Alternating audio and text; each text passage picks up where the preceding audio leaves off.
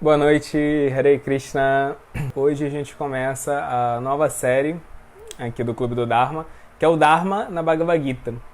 Então a Bhagavad Gita, ela é o grande manual desse conceito, desse tema tão importante, tão fundamental dentro da vida espiritual da Índia Antiga, dentro da tradição do Yoga, dentro da tradição védica, que é o Dharma. E a Bhagavad Gita, ela trata do Dharma dentro de toda a sua complexidade, né? Porque a gente sabe que o Dharma é a lei espiritual que rege todo o nosso desenvolvimento, né?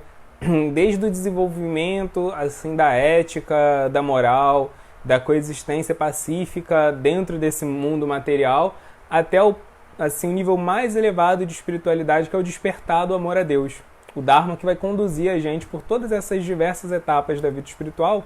E a Bhagavad Gita não fala sobre uma manifestação do Dharma numa condição específica, mas ela fala sobre Dharma, o conceito do Dharma na sua forma mais ampla possível, na sua diversidade total, né? Então, ao longo dessa série, em cada capítulo, a gente vai ver como a Bhagavad Gita fala sobre Dharma.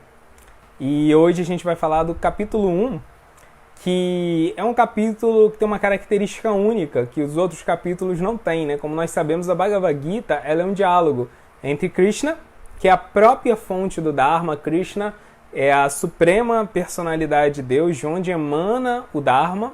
Dharma significa justamente as leis divinas, né? E Krishna é Deus, né? Então, é Deus que estava presente na Terra para poder ensinar o caminho do Dharma.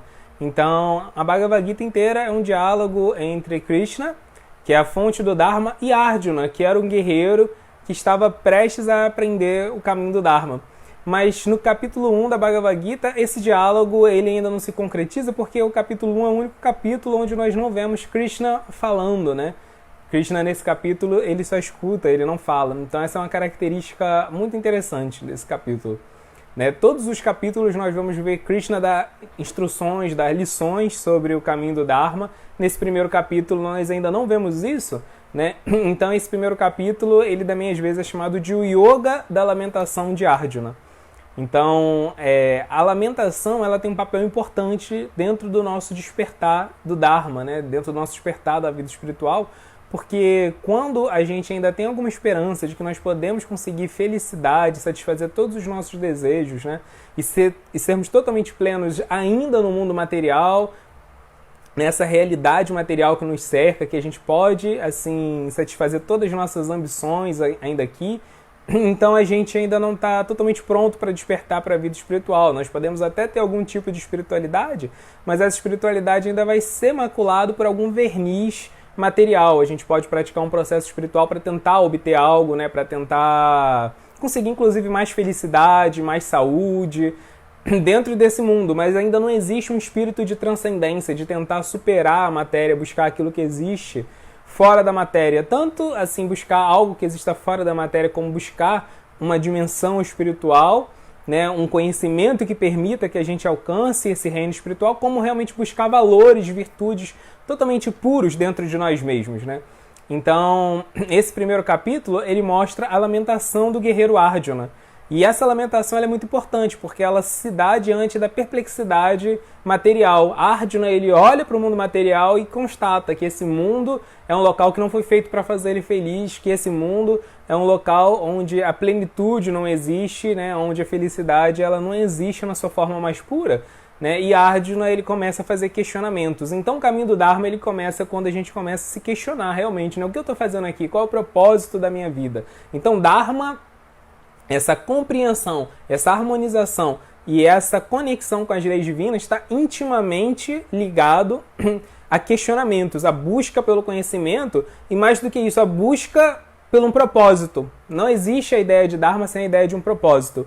E Arjuna, esse guerreiro, ele se pergunta, né, qual é o propósito dele, como ele deveria agir diante das dificuldades da vida, né, porque ele está diante de uma dificuldade insuperável. E esse primeiro capítulo da Bhagavad Gita é justamente o contexto. Que dificuldades são essas que o guerreiro Arjuna estava encontrando, né? Por que ele está assim tão desesperado? E o que leva ele a se abrir ao caminho do yoga, né? O que leva ele a se abrir ao caminho do Dharma, da vida espiritual? Então a gente vai fazer assim, um pequeno resumo do que acontece no primeiro capítulo da Bhagavad Gita e depois a gente explica assim, com maiores detalhes todo esse conteúdo enfatizando esse conceito do Dharma, né? Então o primeiro capítulo da Bhagavad Gita começa com um rei chamado Dhritarashtra, que ele é um rei cego, e ele está conversando com seu assistente pessoal, seu secretário, que é chamado Sanjaya.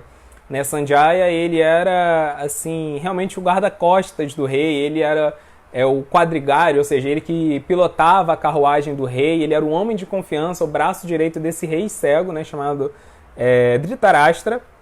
E aí os dois começam a Bhagavad Gita sentados num palácio, e Dhritarashtra, ele fala com Sanjaya, né? Ele pergunta para Sanjaya, né, meu secretário,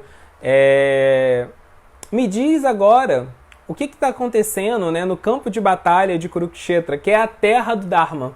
Né? Agora que os meus filhos e os meus sobrinhos, os filhos do meu irmão Pando, se reuniram ali desejosos de lutar, me fala, narra para mim aquilo que está acontecendo ali. Então a gente já vê nesse primeiro diálogo que acontece na Bhagavad Gita a ideia da dualidade, né?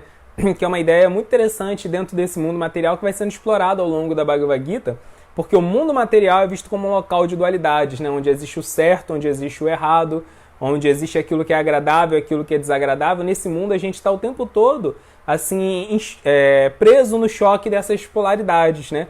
E o Dharma ele vai visar levar a gente justamente para a transcendência dessa dualidade. Então a gente vê essa dualidade muito bem representada no começo da Bhagavad Gita entre o rei cego, Dhritarashtra, ele era totalmente cego, ele não tinha visão física, ele não via nem o que estava acontecendo diante dos olhos dele, e ele pergunta para o guerreiro, ele pergunta para o seu secretário Sanjaya o que estava acontecendo no campo de batalha de Kurukshetra, que era um local muito distante dali, né, quando os filhos dele e os sobrinhos dele se reuniram, cada qual com seu exército, desejosos de lutar. Então, quando ele faz essa pergunta, a gente entende que o secretário dele, Sanjaya, podia ver algo que estava acontecendo muito distante. Ou seja, ele não só tinha visão física, como nós possuímos, como ele possuía uma espécie de visão mística, visão divina, onde ele podia ver coisas que estavam acontecendo muito distantes, né? E o secretário dele, Sanjaya, começa a realmente narrar aquilo que está acontecendo. E aí ele narra um segundo diálogo, né? Ele vai falar que o principal filho, o filho mais velho, assim, mais querido, e o filho mais forte, né, de Dhritarashtra, que é Duryodhana, o príncipe Duryodhana, ele está diante do exército dele e ele se aproxima do professor dele, que também lutava nesse exército, né? O professor, o mestre, o guru dele, também era um, assim, dos generais do exército dele, chamado Drona. Então ele se aproxima desse professor dele e fala: olha, meu mestre, olha, Drona, olha o exército oposto. Olha como que tem tantos guerreiros formidáveis lá, né? Guerreiros, assim, muito admiráveis, que lutam muito bem, né? E vai narrando todas as pessoas que estão no exército oposto. Mas ele fala, olha, a força deles é limitada. A nossa força é ilimitada. Olha só, é incomensurável o poder dela. Porque realmente o exército desse príncipe, Duryodhana, era muito maior do que o exército adversário. Né? E Arjuna e Krishna estavam no exército adversário. Então, assim, a gente está diante da iminência de uma guerra. A gente já começa, assim, a pegar o contexto da Bhagavad Gita. Uma guerra está para acontecer e a gente tem um exército imenso e tem um exército bem menor, formado... Ambos os exércitos possuem guerreiros admiráveis, mas um deles tem um exército maior. Né? E aí, esse príncipe Duryodhana, né, que era o filho de Dhritarashtra, daquele rei cego, ele mostra para o professor dele, que é um, né, dos grandes generais dele, como o exército dele estava mais qualificado, né? Isso numa tentativa de animá-lo, né? De estimulá-lo a lutar. Olha só, vamos lutar, a gente tem que ter confiança porque a vitória é mais fácil, né? Para nós conquistarmos do que para eles. A gente está assim, na vantagem, né? Então, uma vantagem numérica desse tipo, numa guerra como aquela, era algo muito desejável, né? E aí depois que ele tem essa conversa, que ele narra quem são os grandes guerreiros que estão fazendo parte de ambos os exércitos, o que acontece é que todos eles começam a suar assim os seus búzios. Então, dentro daquela época, né, dentro daquele contexto védico, naquela era antiga, era comum que os guerreiros tivessem búzios, né, que eles usassem, soprassem esses búzios, né, tipo uma espécie de corneta, né? Eles sopravam os búzios e com isso eles conseguiam se comunicar com outras pessoas no campo de batalha, E também existia uma regra, né? A batalha ela poderia acontecer só durante o dia, ela não poderia nem acontecer assim de madrugada, nem no cair da noite. Nessa hora, quando acabava o período da luta, essa era a hora dos guerreiros se recolherem, cuidarem dos seus feridos, né? Observarem luto pelos seus mortos, né? Assim, fazer os rituais pelos mortos, se recomporem, fazerem suas meditações, suas orações, se alimentarem, descansarem. Então existia uma ética muito forte na batalha. Então na hora que você soprava o búzio, que todo mundo soprava o búzio, era como se fosse assim uma sinalização. Agora está na hora da batalha. Então todo mundo estava combinado que ali podia lutar, né? Você não tinha o direito de lutar se não estivesse dentro daquele momento. Então o que acontece é que a gente vê uma guerra, que é um evento violento, né? É um evento triste, é um evento trágico, mas a gente vê ainda assim uma preocupação com a ética da guerra, né? Com respeitar os códigos morais da guerra. Além disso, né, a gente entende que a batalha ali estava se passando num local que era um local onde não existiam civis. Era nesse local chamado Kurukshetra. Então, Kurukshetra era uma espécie de campo de peregrinação, mas não tinha ninguém ali. Só estavam os exércitos para lutar. Então, só isso já é uma grande manifestação da ética da guerra. Você não vai lutar num local onde tem civis que podem ser pegos no meio da batalha, assim como hoje, né? Que você vai lá e bombardeia uma cidade cheia de crianças, idosos, pessoas doentes. Não tinha isso. A guerra era para ser travada entre os guerreiros, né? Então, isso tudo, toda essa ética por trás da batalha é uma manifestação do Dharma. O Dharma, ele regula a nossa vida. Ele permite com que a nossa vida se sintonize com o verdadeiro propósito dela. E qual é o verdadeiro propósito da vida? Ao longo da Bhagavad Gita, nós vamos ver isso assim em mais detalhes, mas ao longo da Bhagavad Gita a gente entende que o Dharma está diretamente sincronizado com o desejo de Deus. Ele é uma manifestação do desejo de Deus. E o desejo de Deus é que todos nós assim, amamos e servimos uns aos outros. Então, o que acontece é que o Dharma ele vai inspirar a gente nesse espírito, né, de amar e servir o próximo. É claro que numa guerra você vai ver uma demonstração de violência, né? Uma guerra é um momento, assim, realmente muito impactante, né? Onde as pessoas elas vão estar tirando a vida de uma das outras. Então a violência ela é algo que fere o pilar do Dharma. Mas como a gente vai ver depois, essa batalha foi uma batalha que foi assim causada porque não existia outra forma, né? Não tinha como evitar aquela batalha. Todas as medidas diplomáticas para evitar aquela batalha aconteceram e ela foi uma batalha necessária. Então, dentro do pilar, um dos pilares do Dharma é a aterrinça. Aterrinça significa a mínima violência necessária. Às vezes, alguma violência menor, ela é necessária para evitar uma violência maior, né? Quando, por exemplo, né, um policial vai lá e prende um traficante, talvez ele, na troca de tiros, ele tenha que matar alguém, isso não é legal. Se ele pudesse evitar isso, ele deveria evitar para poder seguir o caminho do Dharma. Mas quando é inevitável, né? Então, assim, é uma violência menor para proteger assim, a sociedade de uma violência maior, né, que é a criminalidade e tudo mais. Então, aquela batalha a gente entende que não tinha como ela não acontecer. Então, ainda assim, se observavam muitos princípios para evitar que o estrago fosse maximizado, né? A ideia era minimizar o estrago. Tudo isso são manifestações do Dharma. E o que acontece é que esse príncipe Duryodhana, ele estava confiante da sua vitória, porque o exército dele era muito maior. Como a gente sabe, na verdade, o que acontece é que Krishna ele estava lutando no exército oposto a Duryodhana. Mas o exército de Krishna luta junto com Duryodhana. O exército de Krishna luta não a favor de Krishna, né, mas luta junto com Duryodhana, porque Duryodhana e Arjuna, né, ambos eles eram primos de Krishna. E quando foi ter essa batalha, ambos foram buscar a ajuda de Krishna. E aí Krishna estava dormindo no seu palácio. Então, Duryodhana e Arjuna se aproximaram de Krishna, e Duryodhana ele ficou assim na cabeceira da cama de Krishna, né? Krishna estava dormindo, eles se aproximaram, esperaram Krishna despertar para pedir ajuda dele, e Duryodhana ele ficou na cabeceira da cama de Krishna, né? Assim, quando Krishna acordasse ia olhar para ele. Mas Arjuna assim preferiu ficar aos pés de Krishna, né? Ele era mais humilde, então ele preferiu ficar aos pés de Krishna. Só que quando Krishna acordou, ele olhou primeiro para os pés dele e viu Arjuna. Então ele falou, Arjuna, você está aqui, você veio pedir alguma coisa? Ih, Duryodhana, você está aqui também, né? E viu que Duryodhana estava ali, você tem alguma coisa para pedir? Só que ele deixou Arjuna fazer o pedido primeiro, porque foi quem ele viu primeiro.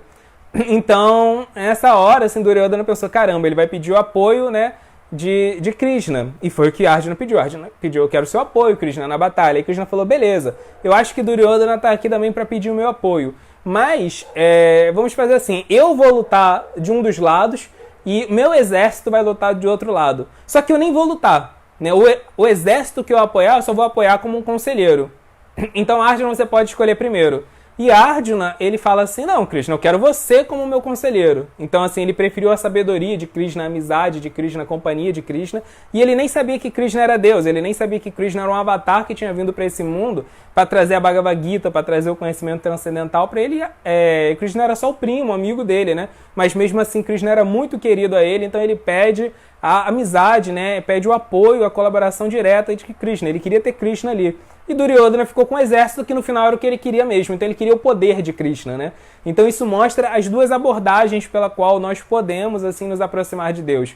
Podemos nos aproximar de Deus porque temos interesse nele mesmo. Assim, nós estamos buscando o amor de Deus. Ou podemos nos aproximar de Deus porque estamos buscando o poder dele. Que a gente quer conseguir coisas nesse mundo, né? E a gente quer a ajuda de Deus para conseguir, assim, atingir os nossos próprios objetivos pessoais, né? Então, por causa disso também, né? O exército de Duryodhana era muito maior, porque tinha todo o exército de Krishna ali apoiando ele. Fora o fato de que tinha mais pessoas interessadas em apoiar Duryodhana mesmo. Duryodhana, ele era um grande, assim, diplomata, né? Então ele, assim, subornou outros reis, né?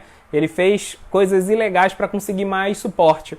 E no outro exército não tinha nada disso. Então a gente começa a entender, assim, o caráter desses dois exércitos. Um dos exércitos está lutando a favor do Dharma. O exército onde Krishna está, onde Arjuna está, é um exército que está ancorado, está defendendo o Dharma, está defendendo aquilo que é correto, aquilo que é justo, aquilo que é certo, aquilo que representa a vontade de Deus, aquilo que é mais elevado espiritualmente. Enquanto no outro exército, a gente vê um exército que está lutando de forma contrária ao Dharma. Ou seja, um exército que está preferindo poder, um exército que foi capaz de subornar, de corromper para conseguir atingir seus ideais. Então essa batalha, ela é mais do que uma batalha entre dois exércitos para ver quem vai ficar com o reino, para ver quem vai ficar com uma coroa. É uma batalha para decidir, né, o destino da humanidade, porque de um lado nós vemos guerreiros lutando a favor do Dharma, dessa lei vital que mantém o universo. A própria palavra Dharma, ela vem da raiz em sânscrito Drit, que significa aquilo que sustenta, ou seja, o Dharma. Quando nós agimos para cumprir nosso propósito nessa vida, quando nós agimos para seguir o nosso dever nessa vida, quando nós agimos para tentar fazer valer a vontade de Deus nesse mundo, o mundo se torna um local mais harmonioso. O Dharma sustenta esse mundo, o Dharma mantém o mundo. E no outro lado, nós vemos pessoas que estão preocupadas com interesses egoístas. Então, o egoísmo é a principal forma do Dharma ser ferido, né? O Dharma e o egoísmo são coisas antagônicas. O Dharma está muito ligado ao espírito de servir, enquanto o egoísmo está muito ligado ao espírito de ser servido. Então, assim, essas duas mentalidades, elas, assim, são caracterizadas nesses dois exércitos. Então a gente já começa a entender melhor o cenário da batalha. Então os guerreiros começam a soprar todos, assim, os seus búzios, e é muito interessante que a Bhagavad Gita fala que nesse momento Krishna, ele também sopra o búzio dele, chamado Panchajanya, só que fala que ele soprou seu búzio transcendental, ou seja, o búzio dele não era algo material, o búzio dele era espiritual. Se o búzio que ele está usando, né, ou seja, se o instrumento que ele está usando é espiritual, então com certeza ele também é espiritual. Então, assim, a gente também vê nessa batalha, Krishna, ele é a fonte de toda a transcendência, ele é a fonte do Dharma, né? Então o exército onde ele está situado, com certeza representa o lado do Dharma também, isso é indicado na Bhagavad Gita. E o que acontece é que depois que todos eles soam seus búzios, Arjuna, ele pede para que Krishna ponha a carruagem deles no meio dos dois exércitos para ele ver quem está ali para lutar.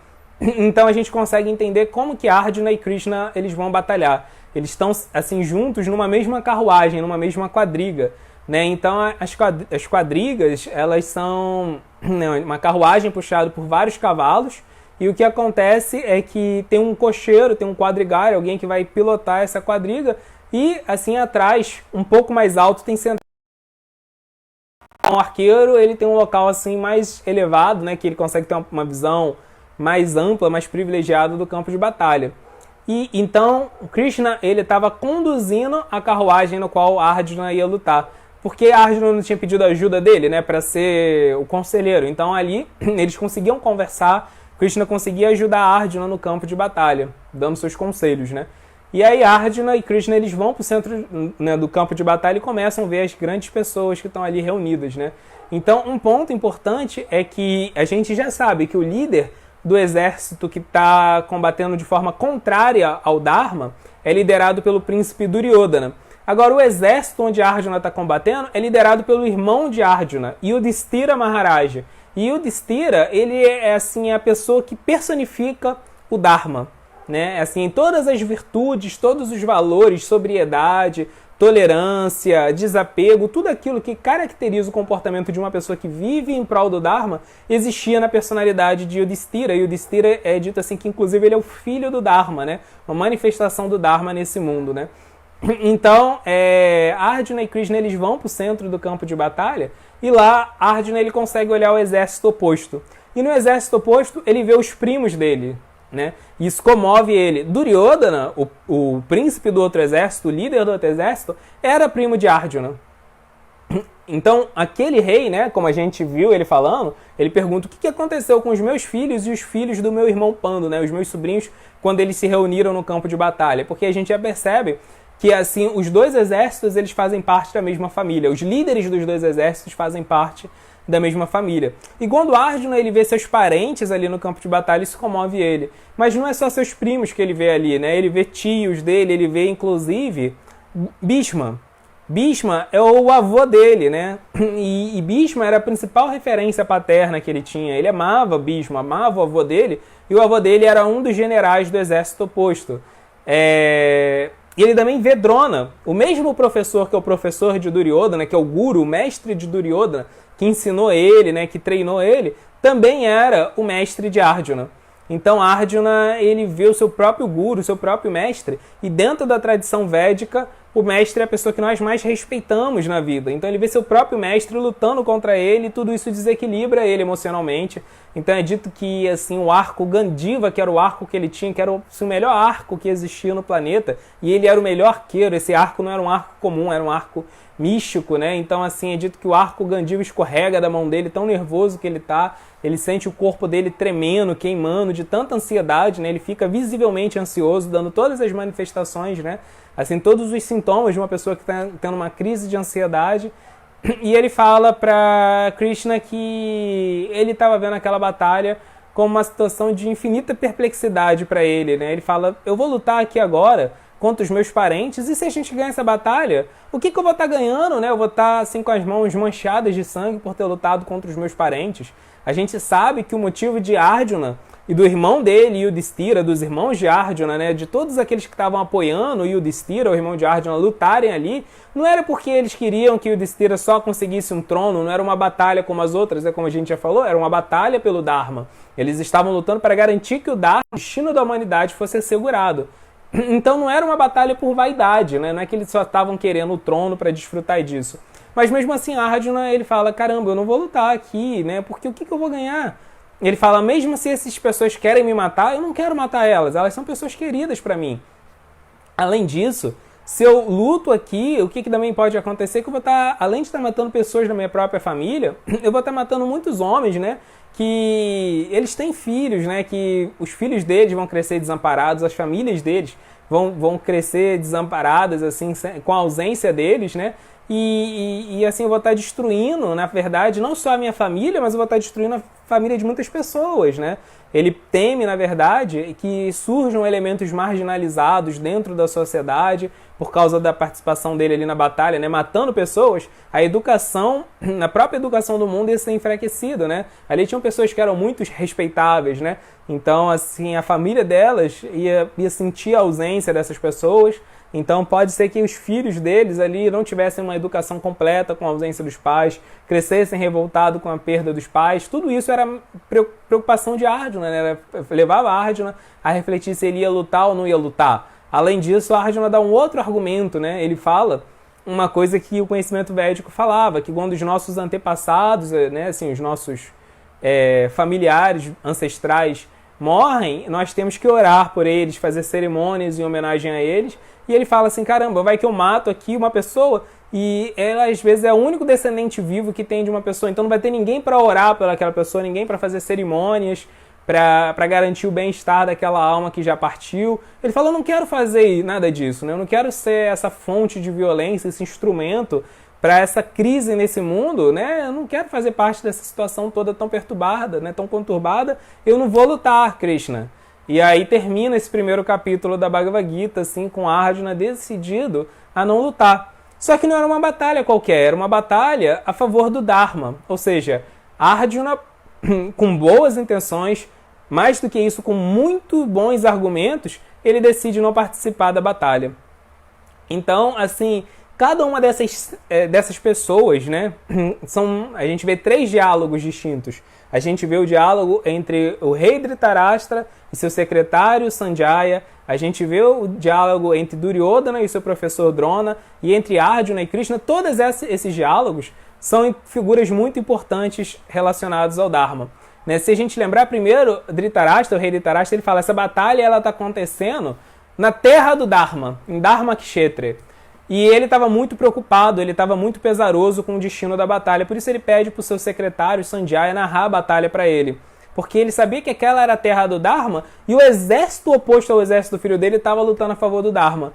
Então, apesar do exército do filho dele ser muito grandioso, muito maior do que o exército rival, ele temia pelos filhos dele, né? Ele tinha 100 filhos e os 100 filhos estavam lutando, né? Num exército, ele temia por todos aqueles filhos dele. Porque dentro da cultura védica a gente entende que o nosso sucesso na vida não vem só das nossas qualificações pessoais, só do nosso esforço pessoal. O verdadeiro sucesso, ele só vem através do Dharma. Só o Dharma pode conceder o verdadeiro sucesso na vida, né? Uma pessoa ela pode ser bem sucedida assim a partir da perspectiva material, né? Ela pode conseguir posses, ela pode conseguir fama, ela pode conseguir prestígio, ela pode conseguir o que for, né, assim, usando meios ilegais, meios ilícitos, meios contrários ao Dharma, mas a gente sabe que, na verdade, quando ela usa esses meios, assim, ela só está acumulando karma, né, karma negativo por estar fazendo coisas que ferem o princípio do Dharma, coisas que estão ligadas diretamente, né, a tendências egoístas, e que depois esse karma vai se manifestar e vai acabar com qualquer possibilidade de felicidade, né. No mundo material, tudo é temporário, e o fato de tudo ser temporário faz com que a gente sempre fique receoso, ansioso.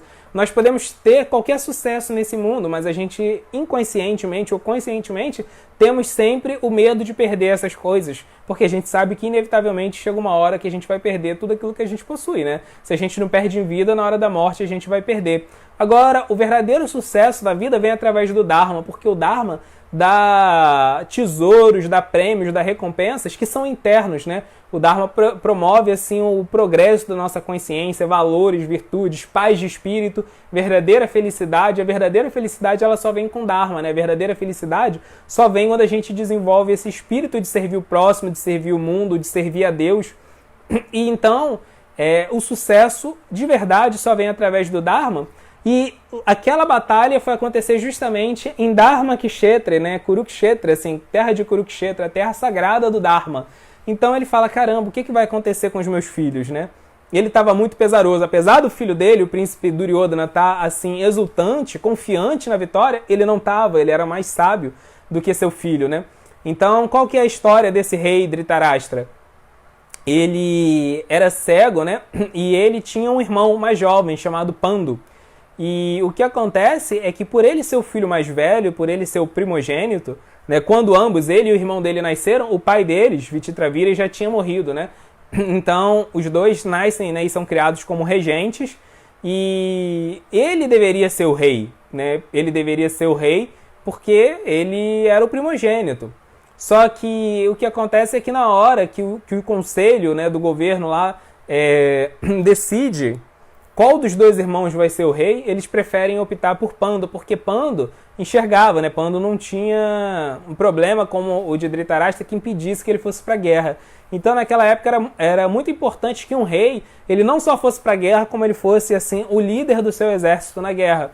Né? Hoje a gente vê que os presidentes, assim, às vezes eles fazem guerra, né, com outros países, só que eles mesmos não vão para a guerra, eles ficam protegidos, assim, no gabinete presidencial deles, assim, né? Então é muito fácil, né? Muito fácil para um Bush, assim, fazer confusão com o Iraque, com o Afeganistão, se ele mesmo não vai lá e arrisca o pescoço dele na guerra? Então, naquela época não era assim. Né? Fazia parte, um dos pilares da guerra, dentro do Dharma, era que justamente o rei ele tinha que ser o principal guerreiro no campo de batalha. Então, para ele ir para uma guerra, porque essa guerra é inevitável, ele não ia se arriscar à toa. Né? Era uma guerra que você não tinha escapatória. Você tinha tentado todos os assim, as tentativas diplomáticas possíveis e nada tinha dado certo, você estava frustrado e ia para a guerra, tudo bem. Então o rei ele tinha que enxergar, porque ele tinha que ir para a guerra, ele tinha que liderar seu exército. Então, partindo desse princípio, se o reino precisasse, o reino dele, chamado Hastinapura, precisasse ir para a guerra, não ia ser Duryodhana que ia, nesse Dhritarashtra que ia liderar. Então o irmão dele, Pando, é eleito rei. E tudo bem, né? Ele fica assim um pouco magoado com isso, fica um pouco ressentido, mas ele entende e o irmão dele vira o rei. Só que o irmão dele, que é o pai de Yudhishthira, é o pai de Arjuna, é o pai de mais outras 3 crianças, né? Que é Bhima, Nakula e Saradeva. Juntos eles são chamados de os Pandavas, né? Quando a gente escuta essa palavra Pandavas, são os filhos do rei Pando, que é Arjuna e seus irmãos, né? Esse rei Pando, ele morre muito precocemente. E os filhos dele eram muito jovens, eles não poderiam assumir o trono, né? Eram rapazinhos, assim, menininhos ainda. Não tinham nem estudado, não tinham nem passado assim, pelo processo educacional, então eles não poderiam assumir o trono. Então o que se decide é que Dhritarashtra ele seria o regente até que os filhos de Pando tivessem maioridade para assumir o trono, até que Yudhishthira, que era o mais velho deles, pudesse assumir o trono. E tudo bem, ele assume como regente nessa época e ele tem 100 filhos. E o filho mais velho dele é esse Duryodhana, que tem muita inveja, na verdade, dos Pandos. Primeiro, assim, que ele acha que, na verdade, eles que eram dignos de ter o trono. Porque, na verdade, o pai deles era mais velho. O pai deles só não foi o rei porque era cego. Mas agora que o irmão também já tinha morrido, então o trono voltava para o pai dele e agora eles poderiam assumir o trono. Ele que tinha que ser o rei, né? Então ele já tinha esse espírito. E ele vê que todo mundo gosta, assim como criança, ele vê que todo mundo gosta muito mais de Yudhishthira do que ele. Ele é amado, ele é bem tratado, mas Yudhishthira recebe mais atenção. Yudhishthira, mesmo como criança, ele é muito sábio, né? Ele tem uma personalidade assim, muito atrativa, as pessoas sentem o carisma dele, ele é um líder natural e as pessoas gostam de servir ele. Então Duryodhana, ele vê isso, ele vê que as pessoas serviam ele porque elas eram obrigadas, porque ele era uma figura importante na aristocracia, ele era filho do regente, né? Então as pessoas serviam ele. Agora as pessoas serviam Yudhishthira porque elas gostavam de servir Yudhishthira, ele tinha esse carisma, né? E então isso já aumenta ainda mais a inveja que ele tem. E para piorar assim a situação, ele começa, né, assim a criar uma rivalidade com os primos. Só que Bhima, que era um dos irmãos lá do outro lado, um dos Pandavas, revida, briga com eles mesmo, e assim, aquelas brigas assim de criança, só que eles sempre apanhavam de Bhima, sempre que ele tentava lutar com Bhima, Bhima batia nele e ainda humilhava ele. Então, isso aí faz com que ele crie total rivalidade, total hostilidade pelos primos, e aí um dos tios dele, chamado Shakuni, fomenta essa mentalidade dele invejosa. Ele já tinha uma inveja, e ele tem esse tio assim que é muito invejoso, e isso fomenta ainda mais nele a inveja, receber os conselhos do tio. O tio fala, vai lá e sabota esses caras, vai lá e pega o que é seu por direito, né?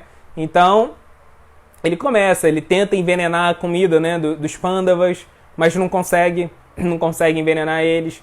Ele arma para eles ficarem numa casa feita de goma laca, né, que é um material assim altamente fácil, né, de entrar em combustão, inflamável, assim, então é um material altamente inflamável, né? Então, quando eles estão lá dentro, ele incendeia a casa de goma laca, só que eles conseguem fugir. Então, eles têm a ideia, os Pandavas têm a ideia, né? Os primos têm a ideia. Vamos dividir o nosso reino em 2. Assim acaba essa tensão. Vocês querem governar? Governem. Nós queremos governar? Nós governamos também, né? Então, a gente vai dividir o reino em 2 e cada um fica com um pedaço do reino. E aí, o que acontece é que ele vai, né, na parte dele do reino, ele administra muito bem. Duryodhana, ele era um bom administrador. Quando a gente diz que Duryodhana ele era assim, um tirano, que ele estava fazendo muito mal pro reino, não é porque ele era um mau administrador, não é porque assim ele estava deixando que existisse miséria, essas coisas no reino, não. É dito que o reino dele era impecável, né? Não tinha fome, não tinha desemprego, todo mundo estava satisfeito com a administração dele, não tinha nada errado com a administração dele. O problema é que ele não era um exemplo de Dharma, na verdade ele era um exemplo de inveja, de cobiça, de ressentimento, de rancor, de orgulho. Ele era muito orgulhoso das suas qualidades, né? Então ele era assim, um exemplo de tudo aquilo que fomenta na nossa consciência uma separação do Dharma, né? Que estimula um aumento do nosso egoísmo, que são justamente os grilhões que mantêm a gente preso ao mundo material. Então o problema dele não era que ele era um mau administrador, que ele era assim, alguém que estava roubando o reino todo, corrupto, e assim, estava desfrutando de um palácio incrível enquanto o povo estava morrendo na miséria. Não era isso. Para o povo ele era um bom governante, mas ele não era um bom exemplo. Então a gente vê que naquela época um governante ele deveria ser um exemplo de caráter e até um exemplo espiritual para o seu povo. O rei ele era chamado Naradeva, ou seja, o humano que representa Deus. Ele deveria representar Deus em todos os âmbitos, né? Do seu comportamento como rei. Inclusive, ele deveria ser desapegado. Quando ele atingisse uma determinada idade, que ele não tivesse mais apto a exercer o papel de rei, ele tinha que largar aquilo e viver como qualquer pessoa, né? Ele tinha que ir morar no meio da floresta, meditar. Os últimos dias da vida dele, quando ele atingisse, assim, né? Quando ele se tornasse idoso, quando ele entrasse assim, na serenidade, ele tinha que realmente abandonar, renunciar ao seu reino, né? E meditar. Então, assim, o que acontece é que o rei, inclusive, tinha que ser uma pessoa simples, né? Humilde, pura de coração, e nada disso ele era. Então, ele tem o reino dele, que é um reino próspero, chama-se Hastinapura, e tem o outro reino, que fica para os Pandavas, que é chamado de Indraprasta. E o reino deles é diferente. No reino deles, eles conseguem ficar muito mais prósperos do que Duryodhana, só porque eles estavam seguindo os pilares do Dharma. Então eles ainda fazem uma cerimônia chamada Rajasuya, e quem faz essa cerimônia, na verdade, conquista a confiança e a servidão dos reinos vizinhos, né? Então todos os reinos vizinhos se rendem ao rei Yudhishthira, e isso fomenta muito ainda mais a inveja de Duryodhana, né? Então, essa ideia de separar os dois reinos, né, separar o reino em dois, não diminui, não minimiza, assim, não minimiza a inveja, a malícia de Duryodhana, só fomenta. Porque é assim que uma pessoa maliciosa ela é, né? Quanto mais ela tem, mais ela quer ter, quanto mais ela tem, mais invejosa ela fica. Então, os desejos materiais, né, o egoísmo material, ele não pode ser esgotado, ele não pode ser anulado através do sucesso material. Ele só pode, assim, ser anulado através realmente da virtude, da purificação que é trazido pelo Dharma. Então, aí, a partir disso, ele cria na cabeça dele uma forma de tirar os irmãos do trono, e o que ele faz é criar uma trapaça, né? Naquela época, tinha uma regra que um rei ele não poderia recusar nenhum desafio que fosse feito a ele. Então, Duryodhana, ele desafia o seu primo, Yudhishthira, para um jogo de azar, onde eles teriam que apostar os próprios reinos. E aí, Yudhishthira é obrigado a apostar o reino dele, e ele perde esse jogo de azar, que é fraudado, e então eles perdem todo o reino, e aí, a partir disso eles partem num exílio, né? E Duryodhana fica com todo o reino para ele. E aí o que acontece é que durante esse exílio, os Pandavas, eles realmente não querem entrar em conflito com Duryodhana, eles não querem levar essa batalha a cabo, mas eles têm a amizade de Krishna, eles têm a confiança de Krishna, né? E eles, consultando Krishna, Krishna entende que eles precisavam recuperar o reino, porque se eles não recuperassem o reino, eles iam permitir com que uma injustiça tivesse acontecido, e essa injustiça, imagina, o próprio rei conseguiu ser rei através de uma injustiça e saiu impune, então isso ia abrir precedentes para todo o reino agir de forma infame, né, de forma contrária ao Dharma, para todo o reino agir através de trapaças e assim, amparados pela impunidade do rei, né? O rei foi corrupto, o rei foi desonesto e se beneficiou, então todos eles podiam fazer isso. E como a gente falou, o rei ele tinha que ser o símbolo do Dharma. Então Krishna entende que não, que eles têm que recuperar o trono, eles têm que fazer valer a justiça, porque assim eles iam estar mostrando pro mundo que só o Dharma, que só quem segue o Dharma vence, né? Que a gente não deve, assim, tentar coisas por meios ilícitos, por meios imorais, né? Não devemos ser egoístas, porque isso não vai levar a nada, que a felicidade não está no mundo material, e que a felicidade está no Dharma. Então Krishna fala para eles, vocês têm que ir lá, têm que recuperar o reino. E aí eles tentam todo tipo de jogada diplomática, eles tentam inclusive ir lá e pedir, olha, vocês têm o reino inteiro, podem ficar com o reino inteiro, a gente não quer reino não, a gente só quer 5 cidadezinhas bem pequenininhas, pode ser cidadezinhas assim, menos produtivas que tiver, pega 5 cidadezinhas assim que não vale nada para você e dão pra gente. Nós temos um Dharma, porque outra dimensão do Dharma é que o Dharma é nossa missão na vida. Então cada pessoa ela tem uma vocação e ela tem que usar essa vocação para servir o mundo, porque essa é a missão dela na vida. Então eles falaram, a nossa missão, a nossa vocação, o nosso Dharma é governar, é administrar. Então se você der 5 cidadezinhas, nós 5, os 5 Pandavas, cada um de nós vai governar uma dessas cidades, a gente vai dar um exemplo do Dharma, a gente vai governar de acordo com o Dharma, tá tudo certo, a gente não quer reino não.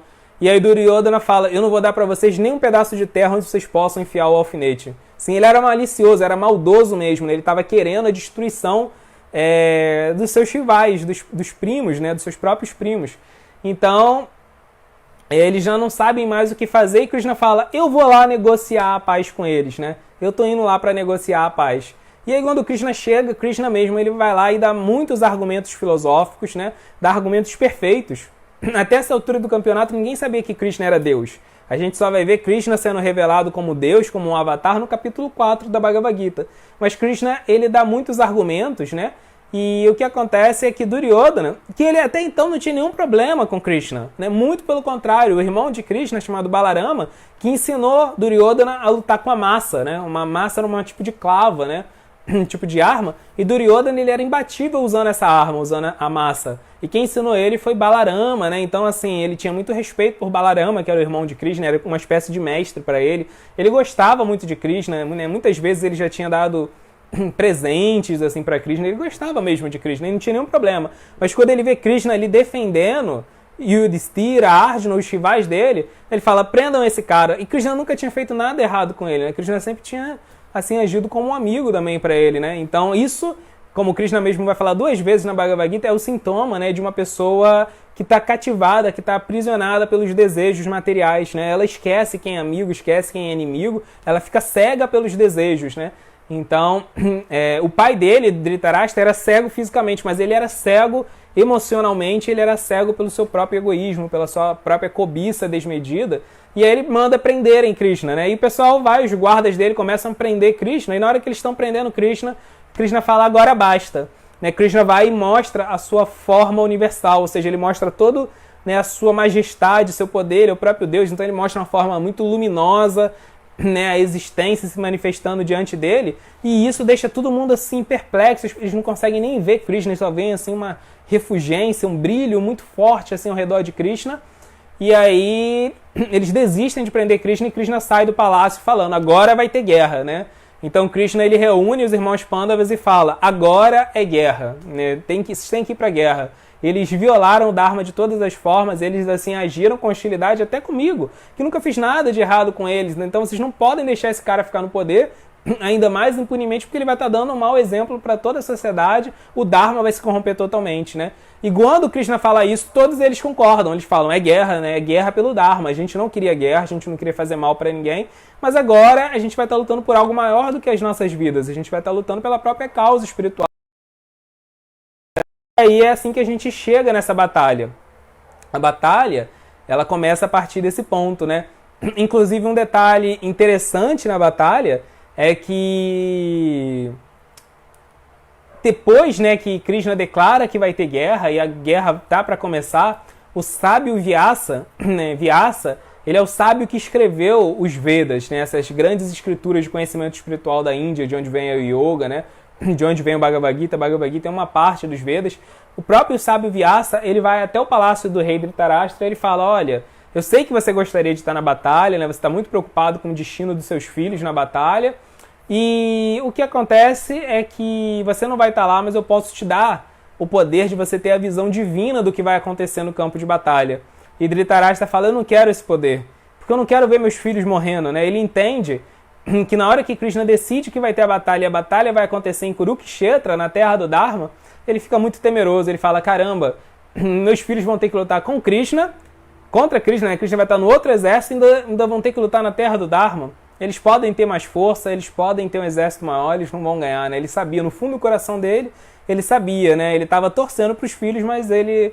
Então ele fala, dá essa visão divina para o meu secretário, para Sanjaya, né? Que ele vai me narrar a batalha. E era isso, né? Sanjaya, ele estava vendo a batalha, e é muito interessante que quando ele vai narrando a batalha para Dhritarashtra, ele vai narrando assim de uma forma mais doce, né? Quando algum filho dele morre, Sanjaya aproveita para falar uma mensagem espiritual. Então é muito diferente dele ver o filho dele morrendo, de ver assim Sanjaya contando com todo jeito, assim, né? Ele é muito honesto, ele conta tudo o que está acontecendo no campo de batalha, mas ele vai permeando por mensagens espirituais, vai lembrando que eles não são um corpo, que a alma nunca morre, né?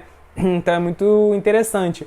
Agora, uma coisa importante dessa batalha que antecede a Bhagavad Gita é que a gente vai ver que o destino de todos os guerreiros nessa batalha são selados pelo Dharma. Por exemplo, o professor ali, Drona, né, que a gente viu que era o professor, né, dos guerreiros de ambos os exércitos, ele era, assim, um grande homem, né, muito virtuoso, muito valoroso, né, muito sábio, desapegado também, mas ele era muito orgulhoso. Ele não admitia que ninguém falasse mal dele, que ninguém se achasse superior a ele só tinha essa única falha, né? Ele era, né, uma pessoa realmente boa, uma pessoa realmente honesta mesmo, muito sábio, mas ele é muito orgulhoso. E por orgulho ele comete erros assim terríveis ao longo do Mahabharata, né? O Mahabharata é o grande épico no qual a Bhagavad Gita faz parte. A Bhagavad Gita é só um capítulo desse grande épico chamado Mahabharata, que narra em detalhes toda essa história que a gente resumiu hoje, né? Toda a história da disputa entre, né, os primos, os Kurus, que são aqueles que estão do lado de Duryodhana, e os Pandavas, que eram aqueles que estavam do lado de Arjuna, de Yudhishthira. Então isso tudo é narrado no Mahabharata. Então, ao longo do Mahabharata, a gente vê os erros que Drona comete por orgulho. E é por causa disso que ele também perde na batalha, por isso que ele também morre na batalha, por causa do orgulho dele. Então é muito interessante que o destino dos heróis, né, que vão participar dessa batalha, eles são selados pelos conhecimentos que vão, né, assim, pelas ações deles previamente, né? Aqueles que agiram de forma, né, favorável ao Dharma, eles vão sobreviver ou vão morrer como heróis. Então é muito interessante, assim, o destino da batalha é todo traçado pelo Dharma. E, só para encerrar, o que a gente vai ver a partir do próximo capítulo, a gente viu que Arjuna falou que não ia lutar. Ele confessou para Krishna, assim, desabafou realmente como ele não estava apto a participar daquela batalha. E Krishna vai iluminar ele, revelando o conhecimento espiritual para ele e explicando, cada capítulo da Bhagavad Gita vai ser uma lição de yoga. Por quê? Yoga significa união. Então yoga é como a gente pode se unir com o Dharma. E como o Dharma é o desejo de Deus, quando a gente se une com o Dharma, naturalmente a gente está se unindo a Deus, está se unindo a Krishna, porque assim, a união, a conexão, né, uma relação com Deus, com Krishna, é o propósito tanto do Yoga quanto do Dharma, e é o propósito de todo esse texto da Bhagavad Gita. Então é isso, pessoal.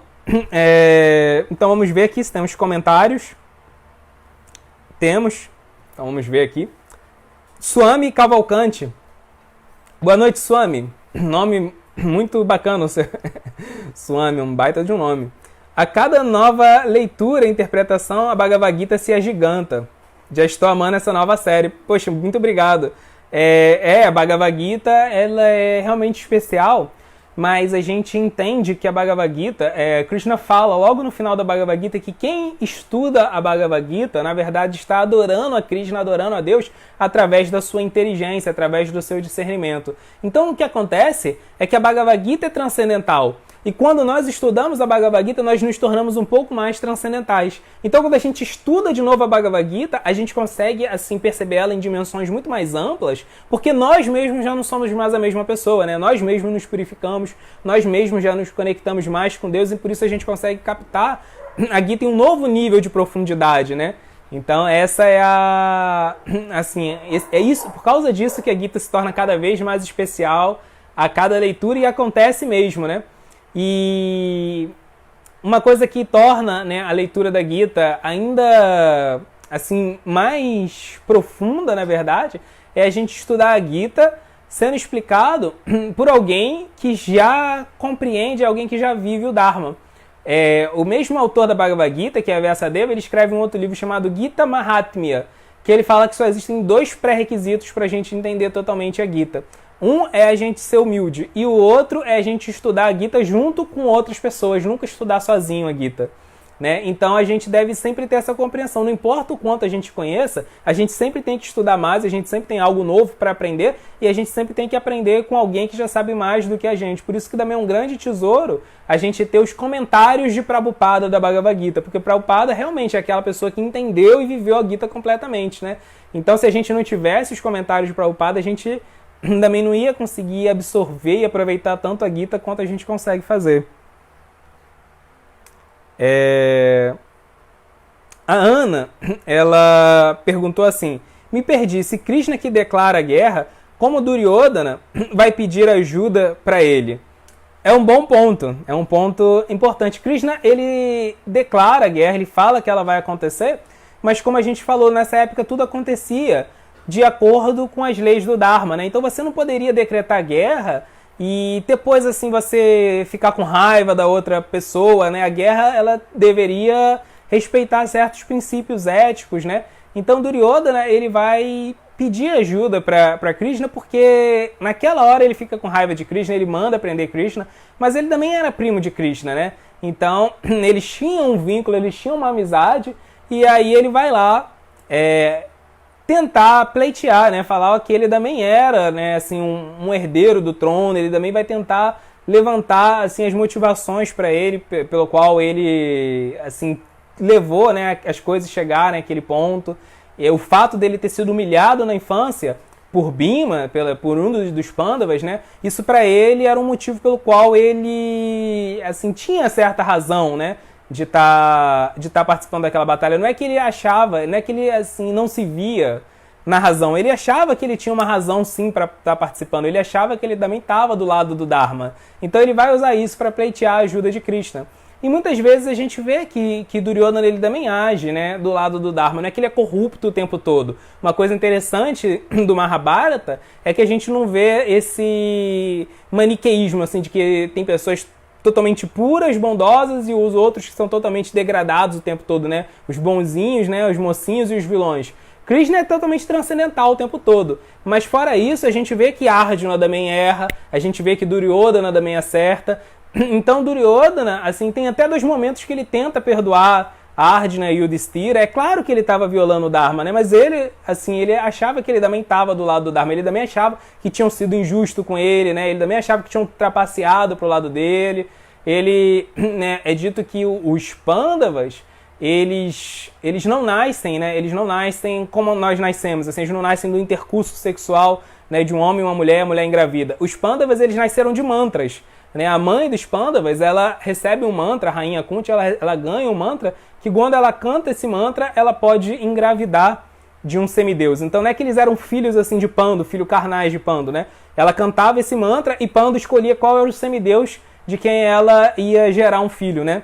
Então eles não foram filhos, assim, gerados através da atividade sexual, eles foram filhos que nasceram através de mantras. Então ele também falava isso: eles não são herdeiros do trono, eles nasceram de mantras, eles não fazem parte da família, o trono é uma coisa sanguínea, vocês estão roubando, vocês estão trapaceando para mim, vocês estão falando contra o Dharma, né? Então ele usa todos esses argumentos emocionais, ele também se acha lesado para poder, assim, defender, pedir ajuda de Krishna, né?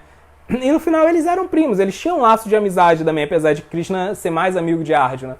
Então ele vai lá, engole, né, o orgulho e vai pedir ajuda para Krishna ainda assim. E Krishna é bondoso com ele, né? Krishna não esquece a amizade que eles tiveram no passado e dá um exército para ele, né? Mas ele também tinha interesse em fortalecer o exército dele, né? Porque ele sabia que o do Krishna era muito poderoso. Ele sabia que o exército de Krishna era o exército mais forte, mais poderoso que tinha, então com certeza.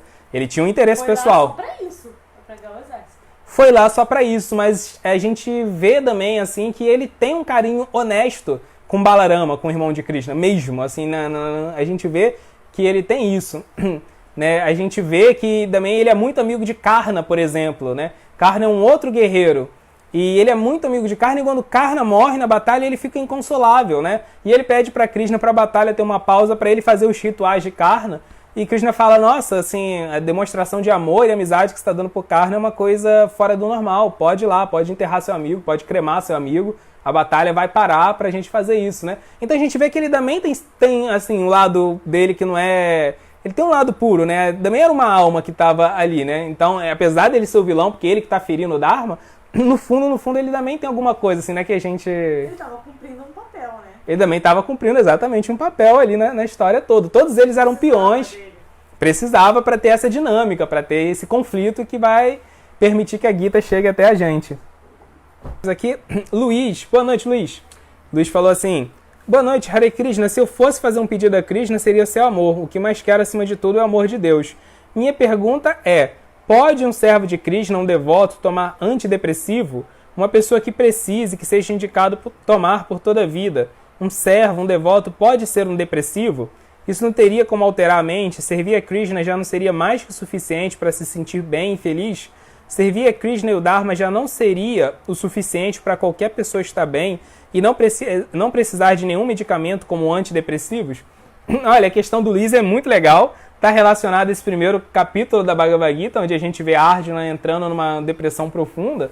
E tem muito a ver com o mês que a gente está, que é o mês de setembro, que nesse mês de setembro tem uma campanha que é fenomenal, que é o Setembro Amarelo, né, que é uma campanha de conscientização muito importante, né, para a gente entender quais são os sintomas de depressão, porque é um mês de prevenção ao suicídio. A gente sabe, né, que assim, ansiedade, depressão, suicídio, todos eles já são problemas de saúde pública, né? A OMS, a Organização Mundial de Saúde, já trata eles como alguns dos piores problemas de saúde pública. E a gente vive na era da depressão, né? A depressão, ela já é, assim, o quarto maior gatilho de morte, a quarta maior causa de morte no mundo, e a OMS acha que em 2 décadas ela vira a segunda maior causa, né, de morte no mundo. Isso é muito sério, né? Assim, Agora, um devoto, ele pode ter depressão? Uma pessoa que está conectada com Krishna pode ter depressão? Totalmente. Totalmente, porque a nossa mente, ela é material, né? Nós temos uma mente que é material e que por isso ela pode ser influenciada, né, pela matéria. Mesmo a gente conectado com Krishna, né? Quando a gente se conecta com Krishna, o nosso corpo, por exemplo, ele é material, ele continua sendo material. A gente usa o corpo material para servir a Krishna, mas ele continua tendo doenças, ele continua envelhecendo, né? Então, assim, servir a Krishna não torna a gente imune às leis do mundo material, às leis físicas desse mundo, né? Se a gente pula do alto de um prédio cantando Hare Krishna, a gente vai se estabacar, né, no chão, porque a lei da gravidade ela vai atuar na gente, mesmo que a gente esteja fazendo uma coisa transcendental. Então nós somos afetados pelas leis desse mundo, né? As leis sociais, as leis físicas, né? E as leis psicológicas.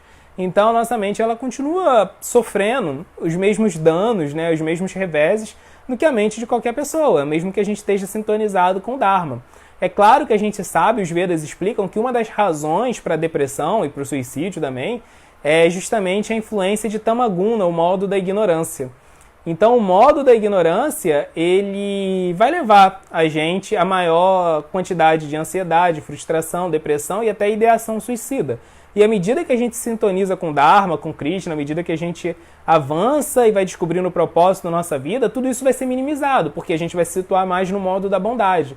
Gradualmente, conforme a gente vai se situando no modo da bondade, a influência do modo da ignorância vai cedendo, e o nosso nível, né, a nossa suscetibilidade a essas coisas vai sendo reduzido, mas isso não significa que a gente se torna imune, né? O fato também da gente ter um propósito na vida, também tudo isso já ajuda a gente a viver com muito mais intensidade, com muito mais esperança. Confiar, acreditar no controle, na proteção de Krishna, ajuda muito a diminuir, a reduzir a depressão, ajuda muito a reduzir a possibilidade, né, de alguém se suicidar, de levar fim à própria vida, mas não anula essa possibilidade. Essa possibilidade ela continua sempre existente, porque a gente continua sempre tendo uma mente material. Então, se existem profissionais, né, se existem psicólogos, psiquiatras, se tem pessoas que estudaram, né, e foram capazes de criar antidepressivos, então isso também é o Dharma delas. é Krishna também falando através delas. Krishna fala através das outras pessoas nesse mundo. Ele não fala só através da Bhagavad Gita. Ele fala através, né, da natureza, ele fala através das outras pessoas, ele fala através do Dharma. Então se foi... Oi? Através de Paramatma, através da super-alma dentro do nosso coração, ele nos inspira. Ou seja, Krishna fala de muitas formas, e ele também está falando através dessas pessoas, né? Ele mesmo que inspirou, deu conhecimento, deu habilidade para essas pessoas exercerem, né, a vocação delas, de ajudar a gente a cuidar da nossa mente. Então a gente não pode negligenciar essas pessoas em nome de consciência de Krishna, pelo contrário. Nós temos assim que entender que os profissionais, eles também são uma potência, uma manifestação de Krishna. A gente tem que ficar muito atento às pessoas que estão próximas a gente, ver se elas não estão desenvolvendo depressão, ansiedade, algum tipo de ideação suicida e aconselhar elas mesmo, né? Agora, o que a gente não deve fazer é usar essas coisas como nosso refúgio. A gente não pode esperar que psicologia seja o nosso refúgio, que um antidepressivo seja o nosso refúgio. Essas coisas, elas são ferramentas importantes, a gente pode usar elas, mas o nosso refúgio, o nosso coração tem que ser sempre em Krishna, né? A nossa esperança tem que ser totalmente nele. Então a meta é Krishna, quem vai resolver o problema de verdade é Krishna. Né? O tratamento psicológico antidepressivo vai ser um tipo de paliativo, mas é um paliativo que não pode ser ignorado, não pode ser desprezado em nome de vida espiritual. E outra coisa, né? Tem até um livro que a gente está fazendo um curso agora, que é o Madhurya Kadambini, né? Lá também se explica que até a gente chegar na fase de Ashakti, a fase de Ashakti é a fase que a gente começa a ficar inteiramente apegado a Krishna e a gente começa a se tornar um devoto puro. Até lá, o nosso karma nos afeta. Então, assim, imagina, até a gente começar a virar devoto puro, né? A fase de Ashakti é a fase que você está deixando de ser um devoto normal e entrando na fase do devoto puro. Imagina o quão elevado é isso, né? É um devotinho puro, mas isso já é muita coisa, isso já é inconcebível pra gente, né? Então, até chegar nessa fase, a nossa mente vai nos afetar como afeta qualquer pessoa. O nosso karma vai nos afetar como afeta qualquer pessoa. É claro que a gente vai ter a ajuda de Krishna, é claro que a gente vai ter a ajuda do conhecimento espiritual, é claro que a gente vai ter a ajuda dos devotos, né? É claro que a gente vai ter a ajuda do Mahamantra, do Dharma. Então isso bota a gente numa posição muito mais privilegiada do que qualquer pessoa. Mas isso não faz da gente um Superman, assim, alguém que pode ignorar o mundo, né? Ignorar as leis do mundo, né? E não, nós nunca podemos fazer isso. A gente tem que ser muito humilde, né? Para, assim, e aceitar toda a ajuda possível que a gente possa receber nesse mundo, né? Então eu acho que é até por causa disso que Krishna mantém a gente vulnerável, mesmo que a gente esteja dedicado à vida espiritual, até a gente se tornar um devoto puro. Por isso que eu acho que a gente ainda fica vulnerável. É pra gente nunca abandonar a humildade. Um devoto puro, ele é sempre humilde. Mas se a gente perdesse as nossas fragilidades, era muito fácil a gente delirar, achar que a gente já era transcendental. A gente vê os devotos fazendo todo tipo de bobagem, achando que já são transcendental, né? Cheio de calcanhar de Aquiles, imagina se não tivesse, né? Então, com certeza, um devoto pode ser depressivo, um devoto tem que se tratar. Nós temos que criar essa consciência nos devotos, né? Inclusive, esse é um mês bom para discutir isso. A Margarete acrescentou no Facebook que a depressão pode ser genética e os remédios ajudam junto com a consciência de Krishna no processo de libertação do karma. Perfeito, Margarete, exatamente isso.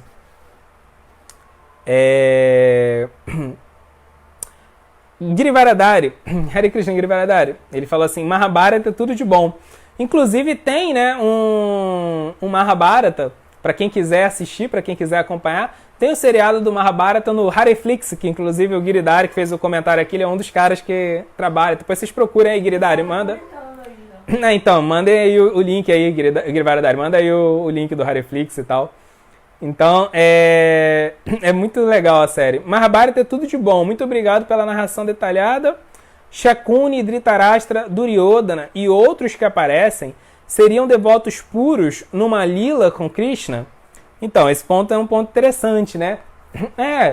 Esses caras barra pesadas aí que a gente vai ver, o Duryodhana, o Dhritarashtra, eles estão fazendo um papel, eles estão representando um papel de vilões aí, né?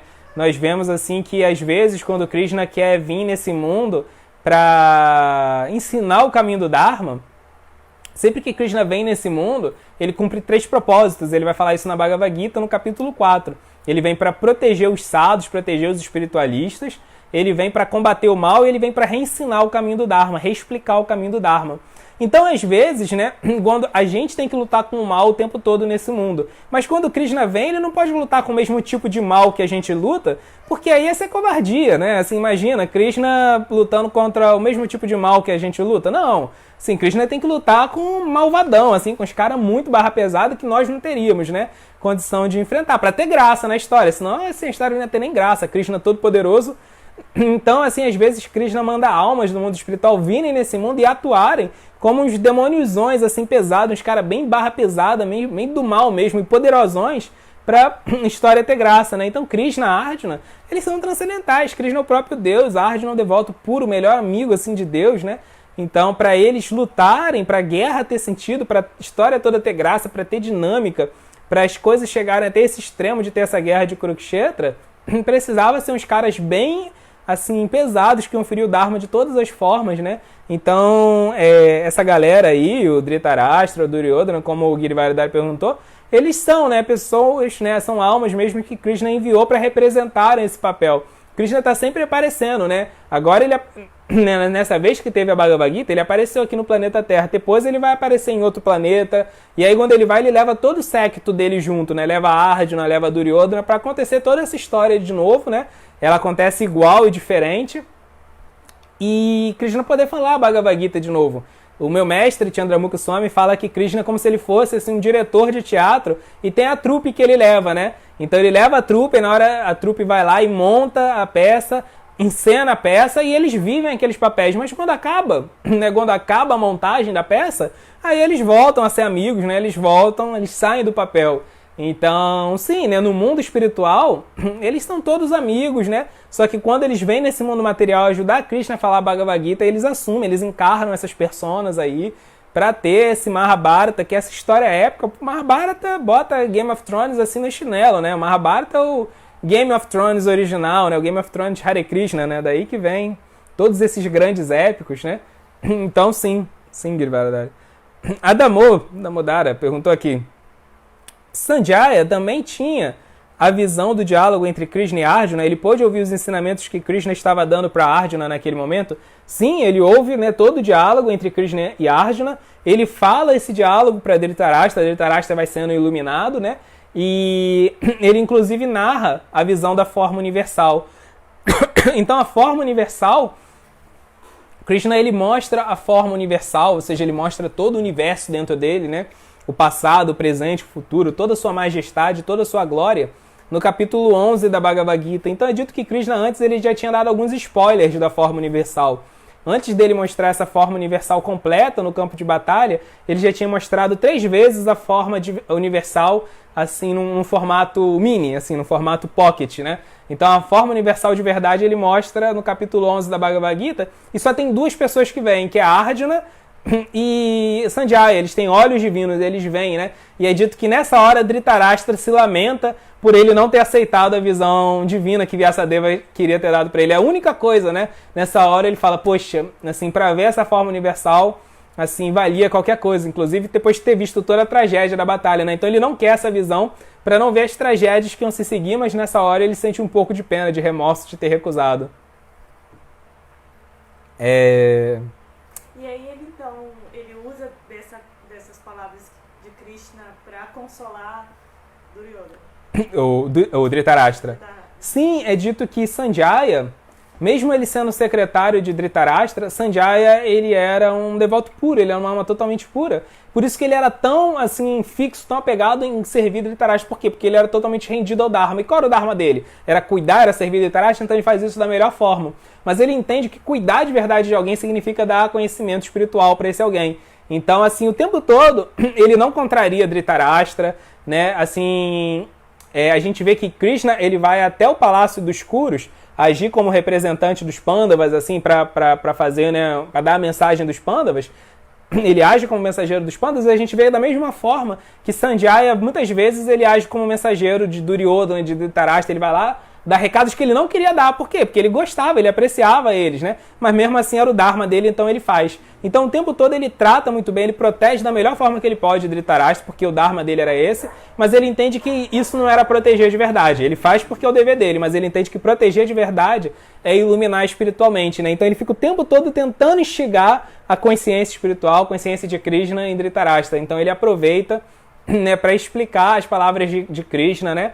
E a gente vê Prabhupada falando que quando as palavras de Krishna são explicadas novamente por um devoto, elas se tornam ainda mais poderosas do que as palavras originais de Krishna.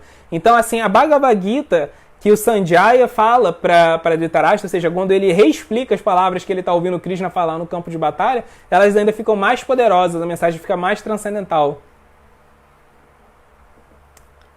Então, a Patrícia, boa noite, Patrícia. Ela perguntou assim, Balarama estava ao lado de Duryodhana, apesar de não lutar? Por quê? Balarama, ele não quer participar da batalha, né? O irmão de Krishna, ele resolve não participar da batalha. Todo mundo estava participando da batalha e ele protesta, ele não quer participar da batalha, ele não quer se envolver, né? Então ele, tanto Duryodhana quanto Bhima, que eram grandes guerreiros dos dois lados do exército, ambos eram discípulos dele, né? Ambos aprenderam a lutar com massa com ele, ele tinha muito carinho por ele e ambos tinham carinho por ele. Ele considerava todo mundo ali amigo, parente dele, ele não quer participar dessa loucura, né? Que é essa batalha.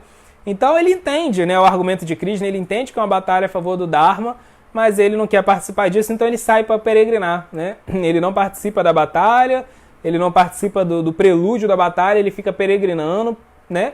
E aí, quando ele volta da peregrinação dele, ele chega no finalzinho da batalha, que está acontecendo a última luta da batalha de Kurukshetra, que é entre Duryodhana e Bhima. Então, assim, os dois alunos dele estão lutando, e os dois alunos estão lutando usando massa, que é justamente a arma que ele ensinou eles a lutar. Então ele chega assim no desfecho emocionante, trágico da batalha, que ele está vendo os dois alunos dele, que ele amava, como filhos lutando, e um deles só ia sobreviver. E Bhima, tem uma hora que Bhima golpeia a coluna de Duryodhana. Ele já tinha prometido isso há 13 anos atrás, né? Que ele, quando ele vê Duryodhana insultando a mulher dele, Draupadi, a esposa dele, ele fica irado e ele fala assim, cara, eu vou quebrar tua coluna, né? Ele faz essa promessa, um dia eu ainda vou quebrar tua coluna. Porque um guerreiro, ele não podia quebrar a coluna de outro guerreiro, isso era uma coisa que era considerado uma violação do Dharma. Você só podia lutar e dar golpes frontais, você não podia dar um golpe nas costas do seu inimigo. Então como que ele ia quebrar a coluna, né, de outra pessoa? Mas ele fala, você tá humilhando minha mulher? Também ninguém pode humilhar uma mulher. Você está fazendo uma coisa que é contrária ao Dharma, então você vai morrer da forma mais baixa possível, porque você teve uma vida tão baixa que a forma que eu vou acabar a sua vida também vai ser baixa. Eu vou quebrar a tua coluna.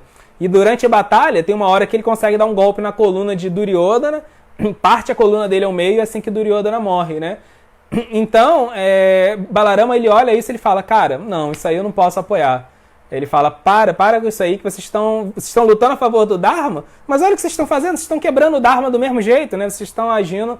Então Balarama, ele fica revoltado por causa disso, né? E aí ele elogia Duryodhana, ele fala que quem merecia ter ganhado a batalha era Duryodhana, porque Duryodhana estava pelo menos lutando de forma honesta, ele não usou um golpe baixo, não bateu assim nas costas do adversário, como Bhima fez, né? Então é muito interessante que Deus, ele ama a todos da mesma forma, né? E Krishna e Balarama, os dois são Deus, né? Balarama é uma expansão de Krishna. Então o que acontece é que Krishna já estava apoiando Arjuna, Krishna já estava apoiando Bhima, ele já estava apoiando os Pandavas. Então Balarama, ele apoia Duryodhana para demonstrar a imparcialidade de Deus, né? Deus continua amando todos da mesma forma. Alguns nesse mundo vão ganhar, alguns vão perder. Krishna ama todos da mesma forma, né? Às vezes alguém tem razão e o outro não tem a razão. Krishna, ele vai ficar do lado de quem tem a razão, né? Porque Krishna, ele fica do lado do Dharma. Mas ele não ama menos aquela pessoa que está sem razão naquele momento, porque no ponto de vista da transcendência, todos são alma da mesma forma, todos são parte de Krishna, são amados de Krishna da mesma forma, né? Então Balarama, ele nesse momento fica do lado de Duryodhana para ser o contraponto de Krishna e demonstrar assim, essa imparcialidade de Deus, né? No sentido de que Deus ama todos sempre, né? Ninguém é perdido para Deus. Então Balarama, ele não era perdido, Duryodhana não era perdido para Balarama. Então vamos lá. A Lena, boa noite, Lena. Ela perguntou assim, o que significa exatamente Paramatma? Tenho ouvido isso, mas nunca aprendi o significado. Paramatma significa, a gente pode traduzir como super-alma, que é inclusive o nome do quadro novo aí, que a gente vai ter no Clube do Dharma, que a gente anunciou aí hoje. A super-alma é um aspecto de Deus que está presente dentro da matéria, né, em cada parte da matéria, é o aspecto imanente de Deus, ou seja, é o aspecto de Deus que se relaciona diretamente com a matéria. Prabhupada costumava comparar o Paramatma com o Espírito Santo, porque dentro da tradição cristã é dito também que o Espírito Santo é a parte imanente de Deus, ou seja, a parte de Deus que lida diretamente com a matéria. Então o Paramatma, ele cumpre esse papel, ele é a parte imanente de Deus, está lidando com a matéria, permeia a matéria, ele está dentro de cada átomo, como o Prabhupada falava, e também está situado dentro do nosso coração. Então a super-alma ela é como se fosse o nosso conselheiro permanente. Ele está o tempo todo nos dando inspirações, insights, intuições. Né? Todo momento a gente tem uma intuição, isso é a super-alma que está falando. Só que, como a gente vai ver ao longo da Bhagavad Gita, a gente não consegue perceber muitas das intuições, muitos dos conhecimentos que a super-alma está revelando para a gente, porque o egoísmo, a inveja, esses sentimentos materiais, eles, assim, obstruem o nosso canal de comunicação com a super-alma, com o Paramatma, né? Então, quanto mais puro nós somos, quanto mais a gente medita no nome de Deus, quanto mais a gente pratica esses diversos processos de yoga que Krishna vai explicar ao longo da Bhagavad Gita, a gente assim consegue perceber de forma mais sólida, né? De forma mais tangível, como a super-alma está instruindo a gente, explicando pra gente o que a gente deve fazer, o que a gente não deve fazer. Então a gente pode falar, nossa, a Arjuna está diante de uma dificuldade, uma perplexidade aí na Bhagavad Gita, mas ele tinha Krishna sentado ali na frente dele falando para ele o que ele tinha que fazer. Mas a gente também tem super-alma sentado no nosso coração falando pra gente o que a gente tem que fazer. E a gente não consegue perceber, ou às vezes a gente até percebe, mas misturado com muitos pensamentos materiais, com medo, com um monte de preconceitos materiais, e a gente não ouve a mensagem da Paramatma direita, a gente ouve a mensagem do Paramatma filtrado pelo nosso ego material. Né? Então, o processo de yoga, o processo de meditação, o processo de seguir o Dharma e viver a vida espiritual vai permitir com que a gente ouça assim, com mais pureza a mensagem do Paramatma, e isso é muito legal. Às vezes, assim, você está num momento da vida e você entende mesmo, né? Cara, Krishna mesmo está querendo que eu faça isso, e você fica muito feliz, você fica muito seguro, né? Krishna mesmo está pedindo, Krishna diretamente está pedindo para eu fazer algo, Krishna mesmo está me mostrando algo. Isso, assim, é uma das maiores realizações que um yogi pode ter, entender que Krishna está diretamente se comunicando com ele. Tem momentos em que você não tem dúvida, é Krishna mesmo que está falando, e parece, assim, uma coisa totalmente contra-intuitiva, é uma coisa que ninguém falaria, mas você entende, é Krishna que está falando, e você entende, você consegue entender que é ele mesmo que está falando, né? Então o nome disso é chamado Paresha Anubhava, saborear o controle de Krishna. A gente começa a entender como Krishna está mostrando assim, as pecinhas do quebra-cabeça, como que ele está organizando a nossa vida para a gente se render ao Dharma, né? Às vezes, para a gente poder cumprir o nosso Dharma, assim a gente tem que mudar de vida completamente, a gente tem que, assim, nadar contra a correnteza, e às vezes a gente não tem coragem nem conhecimento para fazer isso. Aí, quando a gente está tentando, assim, se conectar com Krishna, nessa forma de super-alma, além de dar o conselho pra gente, ele vai lá e começa a mexer no nosso karma, começa a mexer na nossa vida e faz os arranjos todos, né? Quando a gente convida a super-alma para fazer seus arranjos, ele vai lá e faz, né? Então é uma coisa, assim, realmente impressionante. Então super-alma também é, né? Entendam, assim, super-alma, uma definição simples de super-alma é o aspecto de Deus que se relaciona com a matéria e o aspecto de Deus que age como nosso conselheiro enquanto estamos na matéria. Então, beleza, vamos para a próxima. A Aline Boa noite, Aline. Ela comentou assim, estou a cada vez mais superando a depressão e Krishna está sendo essencial nesse processo. Muito obrigado aí pelo seu depoimento, assim, depoimento muito importante mesmo, né? A Aline também perguntou, quando Krishna vai aparecer novamente na Terra? Krishna vai aparecer de novo na Terra. Bem, primeiro, Krishna ele já está presente na Terra. É dito na era que nós estamos, chamada Era de Kali, né, que é a era de desavenças, hipocrisia que nós estamos vivendo. Krishna ele existe na forma dos seus santos nomes, do nome de Deus. Né? O nome de Deus não é diferente de Deus. Então, qualquer nome de Deus que a gente medite, que a gente cante, que a gente pronuncie, que a gente se lembre, né? Seja Krishna, seja Rama, seja Jeová, Alá, qualquer nome de Deus tem todas as potências de Deus. quando a gente medita no nome de Deus, a gente já está com ele, né? Então, para a gente fazer Krishna aparecer na Terra, é muito fácil, é só a gente cantar Hare Krishna, Krishna Krishna, Hare Hare, Hare Rama, Rama Rama, Hare Hare, ponto. Krishna se manifestou aqui e não tenhamos dúvida, não existe diferença entre Krishna e o nome de Krishna. O nome de Krishna é absoluto. Todas as potências, todas as energias transcendentais de Krishna residem no nome dele, né? Então, Krishna está presente na forma dos seus nomes, e Krishna está presente através do livro conhecido como Srimad Bhagavatam, que é o estudo pós-graduado, é o estudo mais avançado da Bhagavad Gita. O meu mestre, né, Chandramukha Swami, agora ele está dando um curso, um webinário, em 3 partes, já está na 3ª parte, desse livro, do Bhagavatam, né? Então, o Bhagavatam é o livro que narra todas as vindas dos avatares, né, principais, não de todos, porque Krishna tem infinitos avatares, mas dos principais avatares à Terra, dos principais associados de Krishna, e é dito que esse livro, ele não é mais um livro de conhecimento espiritual como outros, né? Ele é o próprio Krishna, não existe diferença entre o Bhagavatam e Krishna. Então ele já está presente também, nessas 2 formas. Então estudar o Bhagavatam e cantar o nome de Krishna, Krishna já está presente na Terra, mas ele vai vir de novo na Terra na forma de Kalki. O próximo avatar de Krishna é Kalki.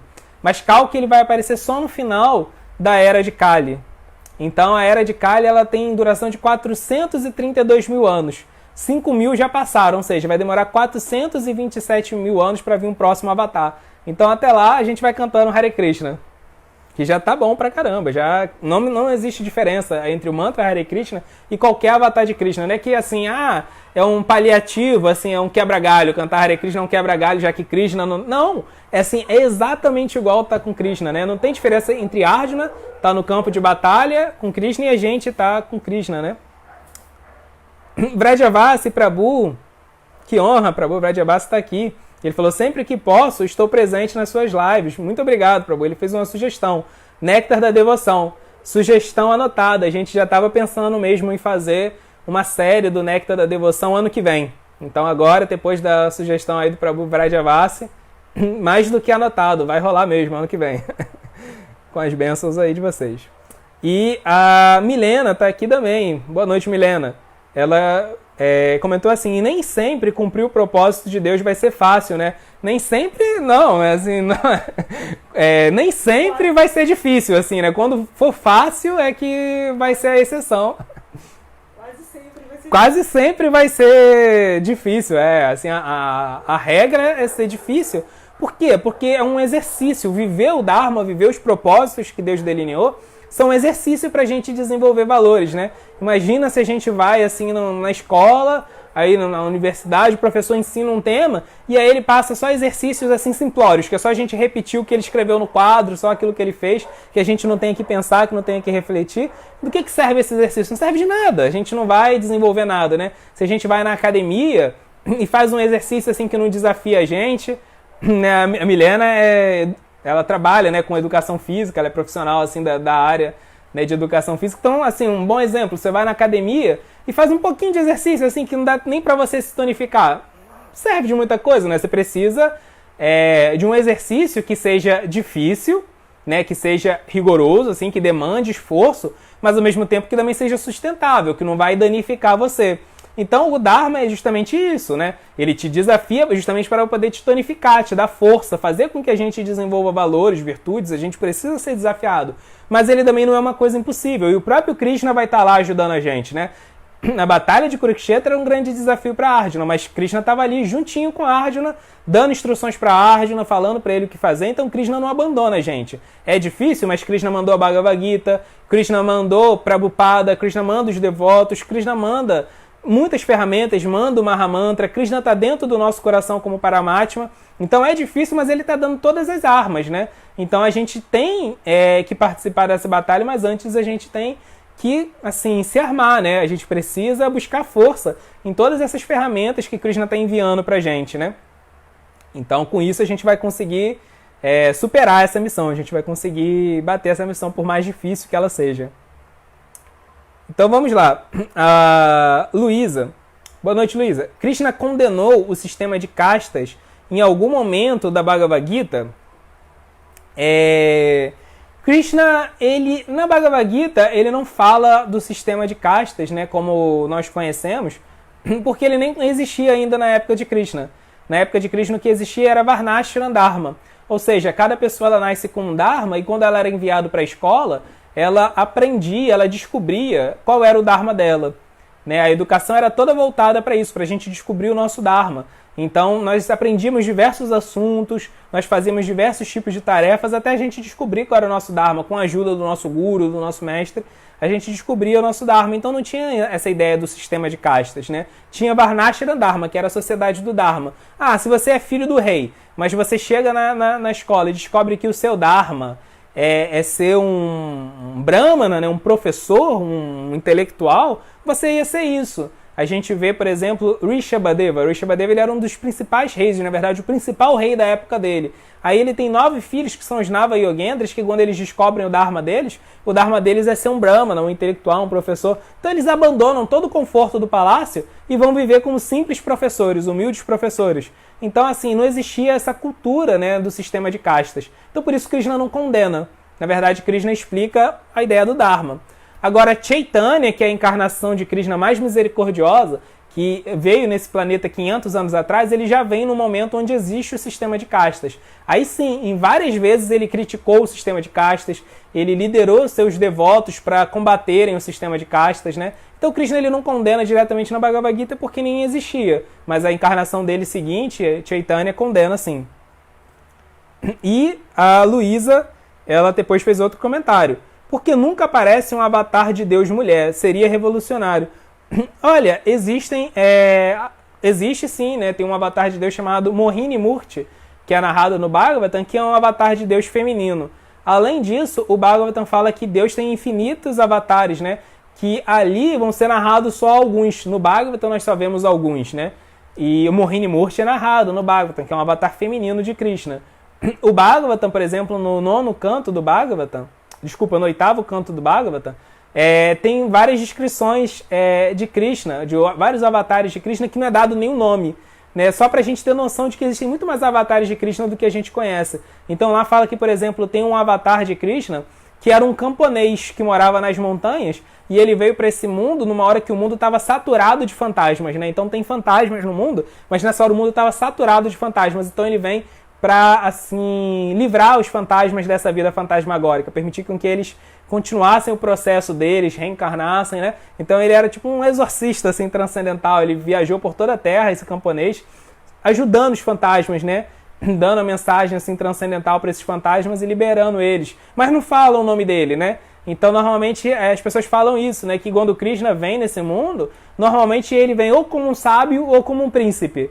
Mas a gente vê aí um avatar de Krishna que veio como camponês, né? Então, não é que a gente sabe tudo dos avatares de Krishna.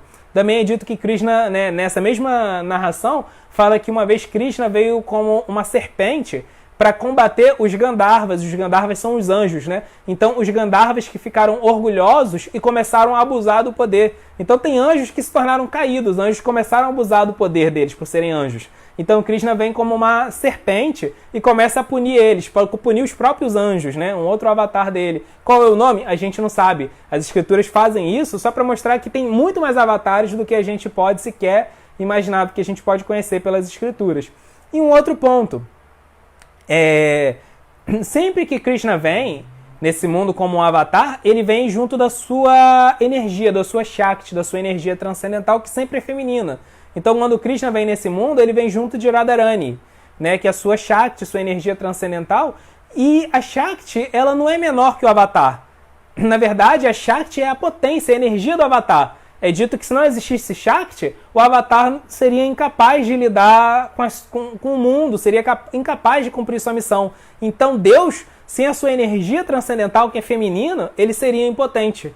Na verdade, Deus e a energia, a gente considera eles separados, mas eles são a mesma coisa. Não existe diferença entre Krishna e Radharani. Se não existisse Krishna, Radharani ela não seria nada. E se não existisse Radharani, Krishna não ia ser nada. Deus, na verdade, não é só Krishna. Deus é o casal divino. Ele não é nem só Radha, nem só a manifestação feminina, nem só Krishna, a manifestação masculina. Ele é Radha Krishna, ele é o casal. Então Deus não é nem feminino nem masculino. Deus é o casal. Todas as manifestações, né? Sitarama. Ambos, assim, são Deus da mesma forma, né? Que, assim, Ramachandra é Deus e Sita só é a esposa de Deus. Não, Sita é, assim, Deus da mesma forma que Ramachandra, né? tem aquele ditado, né, que por trás de grande homem existe uma grande mulher, mas Krishna não é assim não. Krishna, na verdade, ele e a sua Shakti, o seu lado feminino, são igualmente importantes. Eles estão lado a lado, né, que assim, ela está por trás dele e é menos importante, ela está ali só ajudando ele e ele que é importante. Não, ambos são importantes da mesma forma. Então, assim, não é que isso seria revolucionário, isso já é revolucionário porque isso já acontece. Krishna já aparece junto da sua manifestação feminina, né? Radharani, ela é tão importante quanto Krishna, né? Nenhum deles é mais importante que o outro.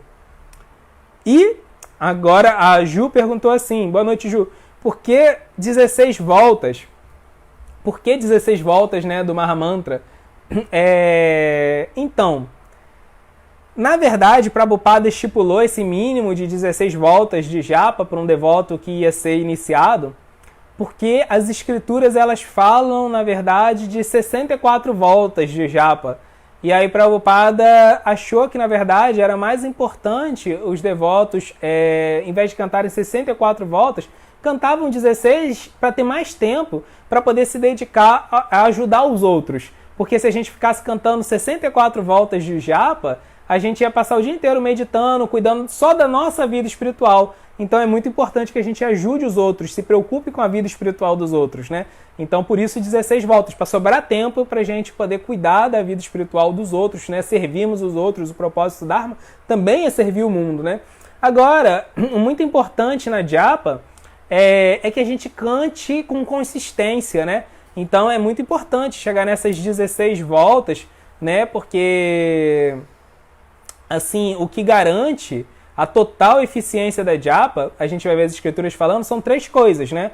Rishi significa a gente se conectar com os sábios que revelaram os santos nomes de Deus pra gente. Então, se conectar com o sábio que revelou o santo nome de Deus pra gente significa se conectar com Prabhupada. E Prabhupada pediu que os devotos iniciados cantassem 16 voltas, né? O segundo gatilho para acionar a potência completa do mantra é Istadeva. Istadeva significa conhecer Deus, né? Então, quando a gente canta a Mahamantra, a gente tem que lembrar sobre os passatempos de Krishna que a gente encontra no Bhagavata. E o terceiro gatilho é Vinyoga. A gente tem que cantar com um propósito forte. A gente não pode cantar só de forma mecânica, mas a gente tem que cantar assim, o Mahamantra com um propósito muito claro na nossa mente. E qual é o propósito que a gente tem que ter quando a gente canta o Mahamantra? São 2.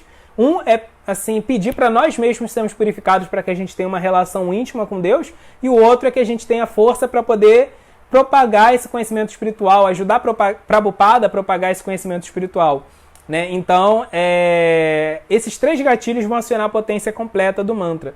Mas é muito importante, né, que a gente cante o Mahamantra de forma consistente. Então não adianta, por exemplo, a gente cantar 16 voltas e depois cantar 1 volta, 2 voltas, né? Ou então 16 voltas e se desestimular a cantar. É muito importante que a gente tenha um voto e cumpra esse voto. Então quem não consegue cantar 16 voltas, pode estabelecer outro voto, né? Não precisa artificialmente assim ficar se martirizando porque não consegue dar 16 voltas de japa, tudo bem, né? Se eu posso cantar 4 de forma sustentável, de forma confortável, de forma sincera, eu canto 4 até eu me acostumar, até aquilo fazer parte da minha rotina, e aí depois eu vou para 5, depois eu vou para 6 e vou assim subindo, vou, né, tranquilo, respeitando o meu momento, respeitando o meu tempo, até chegar nessas 16 voltas de japa. O mestre de Prabhupada, Bhaktisiddhanta, por exemplo, ele falava que quem vivia com uma família que não respeitava, que não assim aceitava, né, essa pessoa ter uma vida espiritual, se relacionar com Krishna, ela podia fazer o voto de cantar quantas voltas ela conseguisse, né? Então, assim, a gente vê que assim também existe uma flexibilidade. Agora, Prabhupada, ele foi muito estrito em pedir isso, né, que os devotos iniciados cantassem 16 voltas. Então a gente tem, na verdade, que tentar chegar lá, temos que tentar, né? Temos que levar com seriedade esse pedido de 16 voltas, porque foi Prabhupada que pediu pra gente, né? O devoto puro de Krishna, o representante de Krishna, né? Então a gente não minimiza isso, né? 16 voltas, Prabhupada pediu para um devoto iniciado. Mas a gente tem que chegar lá com consistência, não adianta a gente querer forçar a barra e depois a gente não conseguir manter esse voto. É melhor ir avançando aos pouquinhos, mas assim com segurança, né? A Ju depois comentou também, todos os principais avatares apareceram na Índia? Se sim, por quê? Não, né? Nem todos os avatares apareceram na Índia ou ficaram restritos só à Índia, né? Inclusive outros avatares apareceram em outros planetas, né? Nem só no planeta Terra, mas em outros planetas.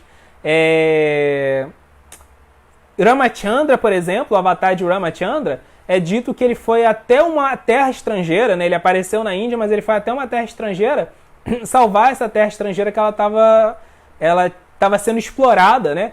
Por um que era irmão de Ravana, né? E essa terra, Prabhupada fala que ela é o Brasil. Prabhupada fala que o Ramachandra esteve no Brasil, né? Quando o Ramayana fala que Ramachandra viajou até uma terra estrangeira para salvar essa terra estrangeira do irmão de Ravana, Prabhupada fala ali é o Brasil, né? Então Prabhupada esteve aqui, Prabhupada esteve no Brasil. Prabhupada não, desculpa, Ramachandra. Prabhupada não esteve no Brasil não, Ramachandra. Então não, né? Os avatares, eles viveram em outros lugares, né? Esses 3 últimos avatares, Ramachandra, Krishna e Chaitanya, eles viveram na Índia, né? Porque a Índia era a terra dos Vedas, né? Mas ele aparece em outros planetas, ele vai em outros países, né? Quando ele vem, né, no planeta Terra.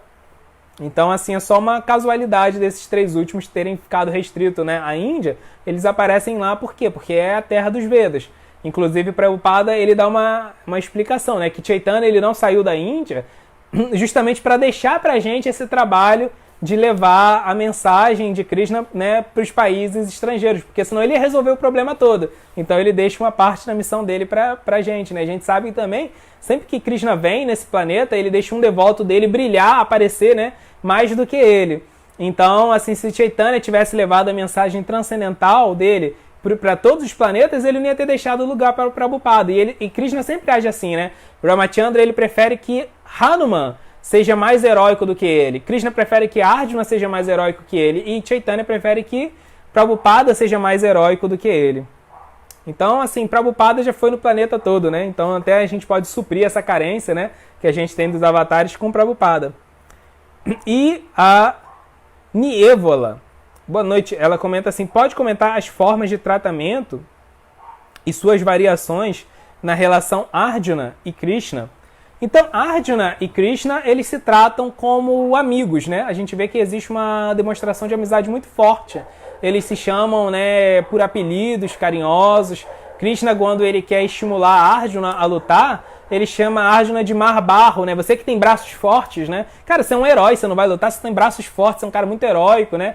Ele chama... Krishna chama Arjuna de Kaunteya, né? Ou seja, o filho de Kunti. Ele fala, cara, você é filho da minha tia, você é uma pessoa muito querida pra mim. Então eles se chamam por vários nomes, né? Normalmente são apelidos que eles têm íntimos ou algo que eles estão querendo indicar naquele momento, né? Então a gente vê uma demonstração de amizade, de carinho deles, mas quando chega no capítulo 11 da Bhagavad Gita, a gente vê que Arjuna, ele vê a forma universal de Krishna e ele, assim, muda a relação dele. Ele começa a se referir a Krishna com termos muito lisonjeiros, muito respeitosos, né? Porque ele vê que Krishna é Deus e ele passa a tratar Krishna como Deus mesmo, né? Krishna se revela como Deus no capítulo 4 da Bhagavad Gita. E Arjuna aceita isso, né? Mas ele não viu com os próprios olhos dele os poderes divinos de Krishna. Ele vê isso no capítulo 11. E aí ele começa a tratar Krishna assim, com respeito excessivo, né? Ele começa a pedir desculpa porque ele já dormiu no colo de Krishna, porque ele já brincou com Krishna, porque eles já comeram do mesmo prato, porque eles já fizeram muitas coisas que amigos fazem. E aí Krishna fala para Arjuna, não, agora chega, agora basta. Eu não quero esse respeito, eu quero a sua amizade, eu quero o seu amor, não quero assim a sua reverência porque você tem medo de mim, porque você sabe que eu sou Deus e você tem medo de mim. Não, eu quero sua amizade, né? E aí ele volta a se manifestar como Krishna e a gente volta a ver uma demonstração dessa amizade que eles têm, né? Eles se chamam por nomes, né? Mas a gente vai detalhar isso. A gente vai falar todos os nomes pelo qual Arjuna chama Krishna e todos os nomes que Krishna chama Arjuna numa outra live. Vai ter uma live depois, né, mais pra frente, só pra gente detalhar isso, porque isso aí são muitos nomes, né? E tem muitos detalhes pra gente explorar com calma. Isso foi só um spoiler, mas muito boa a pergunta. Então é isso, pessoal. Antes da gente terminar, a Damodara separou aqui alguns livros para a gente ver. Então, para quem não conhece, esse aqui é o Bhagavad Gita como ele é. É o comentário da Gita de Prabhupada. É o grande comentário mais importante, né, da Bhagavad Gita. O Bhagavad Gita como ele é. Para quem quiser ler, ele inclusive tem na internet num site chamado Vedabase, que é um site da própria BBT, da editora de Prabhupada. Lá dá para ler ele completo, né? Dá para ler, na verdade, todos os livros de Prabhupada em inglês. E ele e o Néctar da Devoção dá para ler em português. Mas é muito legal também ter o livro físico, né? Assim, é uma preciosidade. Então eu aconselho muito, quem não tem, adquirir esse livro, né? Na Sankirtana Shop, que é a lojinha oficial da BBT, da editora do Movimento Hare Krishna, tem a Bhagavad Gita. Aconselho muito. E uma outra leitura para ajudar a gente a entrar dentro do Bhagavad Gita como ele é, o Bhagavad Gita de Prabhupada, né, que tem sua complexidade, né, é muito... O mestre espiritual Chandramukha Swami fez esse outro aqui, que é o Bhagavad Gita para iniciantes. Então, Bhagavad Gita para iniciantes, né, o meu mestre, muitos anos, ele deu aula do Bhagavad Gita de Prabhupada e ele viu as principais dúvidas, né, que as pessoas tinham. E aí o que ele fez? Ele anotou essas principais dúvidas, ele viu quais eram os pontos que as pessoas tinham mais confusão, e aí ele fez esse Gita para iniciantes, que é justamente ele já vai explicando, né, assim, com mais atenção, com mais carinho, com mais cuidado, esses pontos que ele sabe, né? Depois de décadas ensinando, ele sabe os pontos que as pessoas têm mais dificuldades. Então aqui ele é uma introdução, uma preparação para depois a gente ler a Gita de Prabhupada, né? Então, assim, aconselho muito a leitura dessas duas versões da Gita. A Gita, Bhagavad Gita para iniciantes e o Bhagavad Gita como ele é.